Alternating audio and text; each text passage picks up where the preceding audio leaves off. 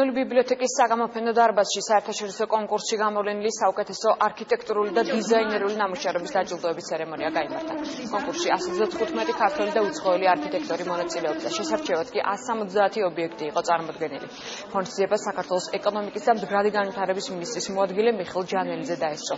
არქიტექტურული პრემია 2014 საქართველოს არქიტექტორთა ასოციაციის და თბილისის მერის მხარდაჭერით ჩატარდა.